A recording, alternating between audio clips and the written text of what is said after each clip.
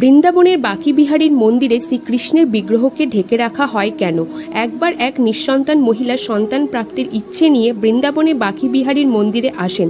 যখন তিনি শ্রীকৃষ্ণের মনোমুগ্ধকর রূপ দেখেন তখন তিনি সব দুঃখ কষ্ট ভুলে যান। ভগবান বাঁকি বিহারীজিকেই নিজের সন্তান ভাবতে থাকেন। সেই মহিলার ভক্তি প্রেম দেখে শ্রীকৃষ্ণ ওনাকে তার মা ভাবতে থাকে।